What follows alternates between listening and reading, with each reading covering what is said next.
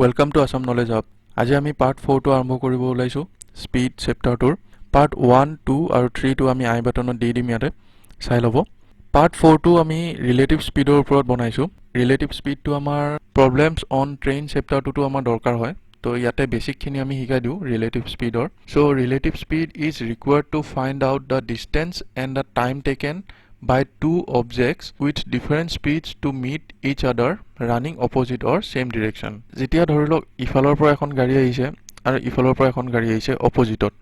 So এনেকুৱা ক্ষেত্ৰত আমাৰ দুটা বেলেগ বেলেগ স্পীডত আহিছে s1 s2 এনেকুৱা ক্ষেত্ৰত বা আমি s1 নধৰি x ও ধৰিব পাৰো x বা y সাধাৰণতে x y ও ধৰা যায় s1 s2 ও ধৰা যায় যিকোনো ধৰা যায় সো এনেকুৱা ক্ষেত্ৰত ইহঁতৰ ৰিলেটিভ স্পীডটো দৰকাৰ হয় আমি কেতিয়াবা টাইম উলাব লাগে কিন্তু টাইমত ইহতে মিট কৰিব এটা টাইমত ইহতে যাই কিনে লগ হ'ব কোনবা এটা পইণ্টত সো কোনটো টাইমত ইহতে লগ হ'ব হেতু উলাবৰ কাৰণে আমাৰ ৰিলেটিভ স্পীডটো দৰকাৰ হয় আৰু নহলে ডিসটেন্সটো উলাব লগা হ'ব পাৰে সেই ডিসটেন্সটো উলাবৰ কাৰণেও দৰকাৰ হয় আৰু কেতিয়াবা অপজিট সাইডৰ পৰা নাহিবও পাৰে s1 এনেকে যাব পাৰে আৰু s2 এনেকে যাব পাৰে বেছি স্পীডত যোনটো বেছি স্পীডত গৈছে ই যদি পিছত যায় আৰু যোনটো কম স্পীডত গৈছে ই যদি আগতে উলাই যায় তেতিয়াহলে এটা সময় যায় ইহতে মিট কৰিব এই মিট কৰা পইণ্টত কিমান টাইম লাগিব যৰ পৰা আৰম্ভ কৰিছে তাৰ পৰা ইয়ালৈকে মিট কৰা সময়খিনিত কিমান টাইম লাগিব এইবিলাক বস্তু আমি উলাবৰ কাৰণে এই ৰিলেটিভ স্পীডটো বহুত দৰকাৰ হয় তো চাই লওঁ অংকবিলাক কেনেকুৱাকৈ আহে তাৰ আগতে আমি কনসেপ্ট কিছুমান চাই লওঁ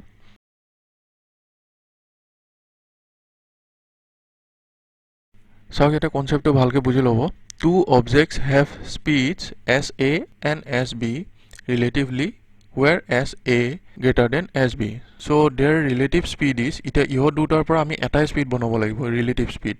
so এই স্পীডটো কি হ'ব sa plus sb হ'ব যেতিয়া they travel in opposite direction যদি ইফালৰ পৰা এখন আহে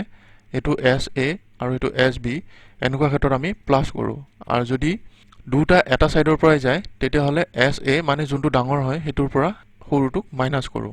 sa minus sb এনেকুৱা ধৰণৰ আহিব সো ইয়াৰ পিছত আমাৰ কেতিয়াবা টাইম টেকেন টু মিট এটো উলাব লগা হয় যেনেকৈ এটা চাই লওক if the objects are d kilometre apart they will meet each other after কিমান টাইমত লগ পাব সো সেম কন্ডিশন অপোজিট যদি হয় তেতিয়াহলে d by relative speed to d by relative speed so ইয়াতো এটো রিলেটিভ স্পীড কিন্তু এই রিলেটিভ স্পীডটো কি হয় সেম ডিৰেকশনৰ কাৰণে সো d by স্পীডটো উলালে আমি টাইমটো কম পাই যাম সো টাইম আমাৰ কিহৰ টাইম হয় এটো মিটিং টাইমটো যেতিয়া লগ হয় এই লগ হওঁতে কিমান টাইম লাগিব হেতু এটা এক্সাম্পল চাই লওঁ আমি ইয়াতে a car is going at a speed of 30 km per hour and a bus is also going in the same direction at 60 km per hour so car to jai ase 30 km per hour aru bus to jai ase 60 km per hour they are at present 60 km apart how much time will be required to meet each other a 30 km etu dhorilok etu olop agot ase dhorilolu so e speed jai ase karone etu eta homoy jai log hobo yote so jetia log hobo tete kiman time lagibo log hounte kiman homoy lagibo etu hudise so ami iho duta relative speed to ali ulai lobo parim keneka ulai lobo parim jehetu same direction ot goise so 60 pro 30 minus korile ami hoy gol 30 km per hour পাই গলো আমি relative speed d divided by 30 km per hour relative speed পাই গলো আর d কিমান দি আছে আমাৰ এতে 60 km 2 hours so 2 hours time লাগিব আমাৰ মিট কৰিব কাৰণে সো আহক কেটামান কোৱেশ্চন আনসাৰ কৰো সো এটা চাওক first question a and b are two stations 220 km apart so a ইয়াতে আছে আৰু b ইয়াতে আছে দুটা station 220 km apart a train leaves a towards b so a pora b loke goi ase 80 km per hour after half an hour another train leaves b towards a so b pora a loke jai ase 100 km per hour the distance of the point where the two trains meet from station a is ki asile yate a yate b aru hihote meet koribo konba eta point ঠিক আছে so তাকো আৰু এটা কথা আধা ঘন্টা পিছত b আৰম্ভ হৈছে এই আধা ঘন্টা পিছত কিমান ডিসটেন্স হৈছে আমি হেতু চাম মানে আধা ঘন্টাত a আগতে উলাই গৈছে a কিমান খিনি উলাই যাব আধা ঘন্টাত এক ঘন্টা যদি a এর পৰা যোৱাটো 80 কিলোমিটাৰ যায় 80 কিলোমিটাৰ পাৰ আৱাৰ এক ঘন্টাত 80 কিলোমিটাৰ যায় সো আধা ঘন্টাত কিমান যাব 40 সো এখিনিক আমি p নাম দিও ঠিক আছে এইখিনিক p সো a পৰা আহাখনে ইয়াতে p স্পীড আহি পালে আধা ঘণ্টাত আৰু সেম সময়তে ইয়াৰ পৰা আৰম্ভ হৈছে সো এতিয়া আমি চাম যেতিয়া সেম সময়তে আৰম্ভ হ'ব ট্ৰেইন দুখন তেতিয়া আমি ইহঁতৰ মাজৰ ডিসটেন্সটো চাম সো ইহঁতৰ মাজৰ ডিসটেন্স এটা কিমান হ'ব 220 - 40 কৰিলে কিমান আহিব 180 কিলোমিটাৰ থাকিলে বাকি সো ইয়াতে 180 কিলোমিটাৰ আমি হিসাবটো কৰিম এতিয়া 180 কিলোমিটাৰ কৰিবৰ কাৰণে ইহঁতে এটা সময়ত যায় মিট হ'ব ইফালৰ পৰা যোৱা আৰু ইফালৰ পৰা যোৱা এটা টাইমত মিট হ'ব আৰু ইয়াতে সুধিছে question the distance of the point where two trains meet from station A station A এর পৰা এই পইণ্টটো লৈকে ধৰিলো এটো x এই পইণ্টটোত মিট হ'ব এই ডিসটেন্সটো কিমান আছে আমাক সুধিছে সো ইয়াতে তো 40 কিলোমিটাৰ আছে বাকি এখিনি যদি আমি উলাই লওঁ পিছত আমি এই দুটা এডিশন কৰি দিম তেতিয়া আমি এইটো ডিসটেন্স পাই যাম ax2 so that means ax2 আমি পাবৰ কাৰণে কি কৰিম ap প্লাস px কৰিম ap অলৰেডি আমি 40 কিলোমিটাৰ পাই থৈ দিছো আৰ px টো আমি উলাব লাগে px টো উলাবৰ কাৰণে আমি আগৰ ফৰ্মুলাটো ইউজ কৰিম যেহেতু ইহত দুটা অপোজিট সাইডৰ পৰা আহি আছে সো ইহতৰ ৰিলেটিভ স্পীড কিমান হ'ব ৰিলেটিভ স্পীড আহিব 100 প্লাস 80 কৰিম that means 180 kilometre per hour relative speed হ'ব আৰু ডিসটেন্স কিমান আছে ইহতৰ মাজৰ ডিসটেন্স আছে 180 কিলোমিটাৰ সো ইহতৰ টাইমটো কিমান লাগিব এতিয়া মিট কৰিবৰ কাৰণে টাইমটো কিমান লাগিব 1 আৱাৰ ওকে 1 hour টাইম লাগিব সো গম পাই গলো 1 ঘন্টাত ইহতে মিট কৰিব x পইণ্টত ওকে সো 1 ঘন্টাত ইফালৰ পৰা যোৱা ট্ৰেইনখনে কিমানখিনি যাব সেই ডিসটেন্সটো যদি উলাই লওঁ তেতিয়া হলে আমি এই px টো পাই যাম সো 1 ঘন্টাত ইফালৰ পৰা যোৱা ট্ৰেইনখনৰ স্পীড কিমান আছিল 80 কিলোমিটাৰ পাৰ আৱাৰ আছিল সো 80 কিলোমিটাৰ পাৰ আৱাৰ মানে কি 1 ঘন্টাত 80 কিলোমিটাৰ যাব আৰু ইয়াতেও আমি 1 ঘন্টাত মিট হ'ব বুলি কৈছে সো 1 ঘন্টাত আৰু 80 কিলোমিটাৰ যাব ইফালৰ পৰা সো 80 কিলোমিটাৰ যোৱাৰ পিছত মিট হ'ব দ্যাট মিন্স 120 কিলোমিটাৰ হ'ব এৰ পৰা 120 কিলোমিটাৰ মানে ইমান মানত 120 কিলোমিটাৰত ইয় দুটা মিট কৰিব সো এনেকে লজিক লগাই কিনে কৰিব পাৰি এটো সো অপচন আমাৰ এ এনসাৰ আমাৰ এ হ'ব সো আমি ইয়াতে কি কৰিলো প্ৰথম টাইমটো সমান কৰি ললো মানে একে টাইমতে কেতিয়া উলাব হেতু ঠিক কৰি ললো সো আধা ঘন্টাটো এইখন ট্ৰেইনে অলৰেডি 40 কিলোমিটাৰ গুছিয়ে যাব সেই ডিসটেন্সটো অলৰেডি উলাই ললো উলাই লোৱাৰ পিছত আমি কি কৰিলো টাইমটো উলাই ললো যেতিয়া ইহতে মিট কৰিব এখিনিৰ পৰা এখিনিলৈকে যাওঁতে যিমান টাইম লাগিব এই টাইমটো যেতিয়া উলাই ললো ইয়াৰ পৰা ডিসটেন্সটো উলাব ইজি হ'ব কাৰণ স্পীড দিয়াই আছিল সো ডিসটেন্সটো ইয়াৰে ডিসটেন্সটো উলাই ললো আৰু এই ডিসটেন্স দুটা আমি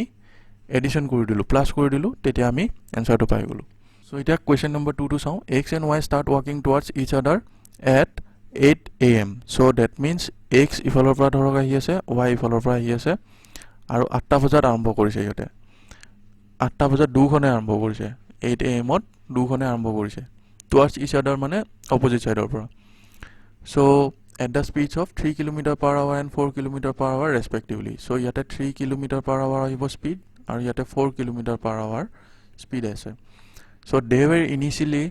17.5 kilometer apart so ইহতৰ মাজৰ এই ডিসটেন্স টো 17.5 kilometer apart হয় so at what time do they meet so আমি টাইমটো উলালে হল মিটিং টাইমটো আমি কি কৰিছিলো d by অপোজিট সাইডৰ পৰা আহিছে so sa plus sb এনেকুৱা আহিব এটো ফৰ্মুলা পাইছিলো আমি so ডিসটেন্স কিমান আছে 17.5 আৰু দুটা প্লাস কৰিলে আমাৰ কিমান আহিব 7 so টাইম কিমান লাগিলে 2.5 so টাইম আমাৰ লাগিলে 2.5 hour so আৰম্ভ কেতিয়া কৰিছিলে 8 am 8 am plus 2.5 কৰিলে হল 8 am plus 2.5 hour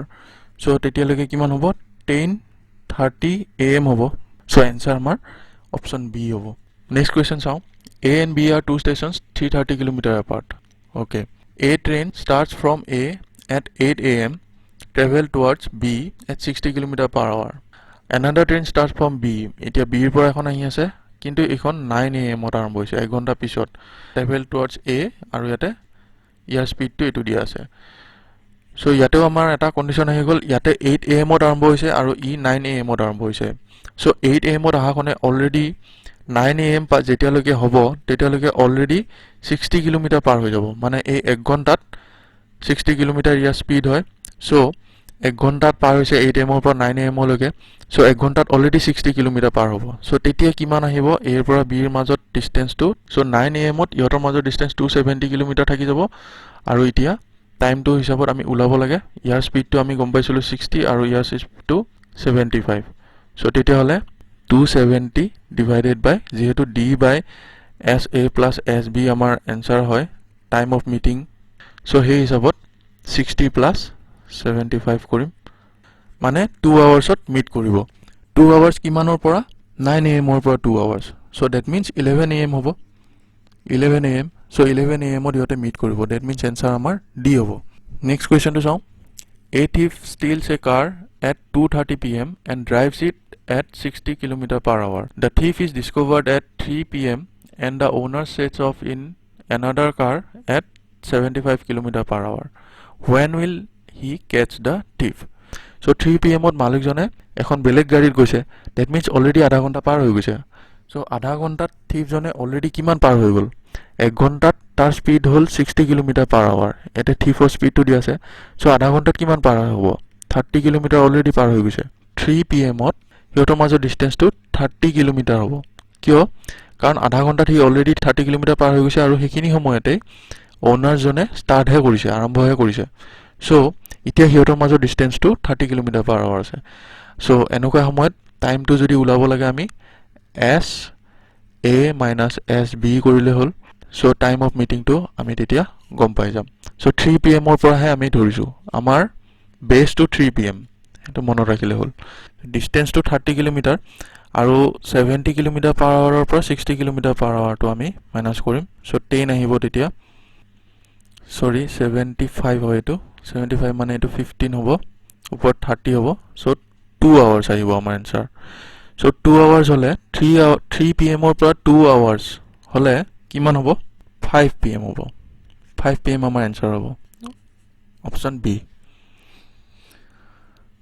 so question number 5 টো চাও A walks around a circular field at a rate of 1 round per hour while B runs around it at the rate of 5 rounds per hour. They start in the same direction from the same point at 9 am. So yate sauk time to same ase 9 am ote arambho korise kono aga pisa nohoy they will aru yote same direction ot ghurise that means ekhon jodi circular field hoy A yar pora arambho korise aru B ও ইয়াৰ পৰা আৰম্ভ কৰিছে আৰু একে টাইমতে আৰম্ভ কৰিছে 9 am তে আৰম্ভ কৰিছে টাইম আৰু এৰ স্পীডটো কি দি আছে 1 ৰাউন্ড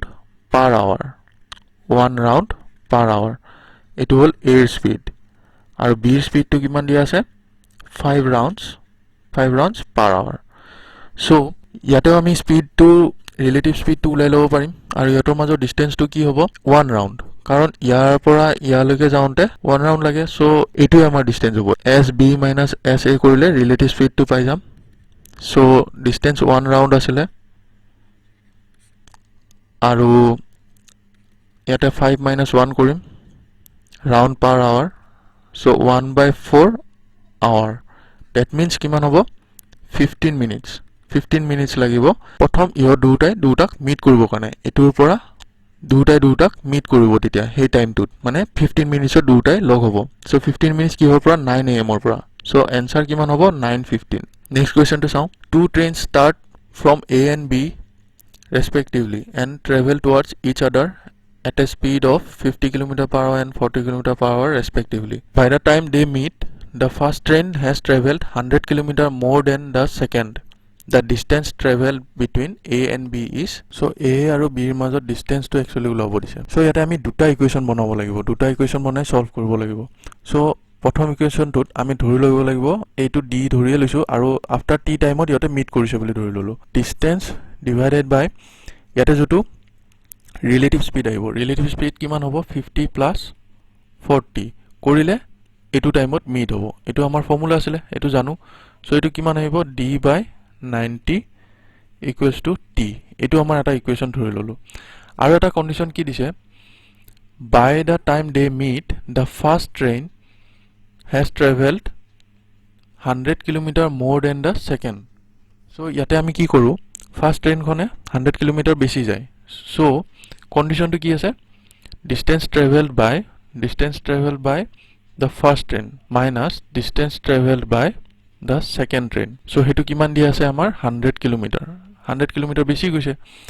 so ডিষ্টেঞ্চত যদি ওলাব লাগে আমি ডিষ্টেঞ্চ মানে কি জানিছিলোঁ s into T speed into T ইয়াতে স্পীড ফাৰ্ষ্ট ট্ৰেইনখনৰ কিমান আছিলে 50 ইনটু টি হ'লে কিমান টাইম টি টু টিয়ে ধৰি লৈছিলোঁ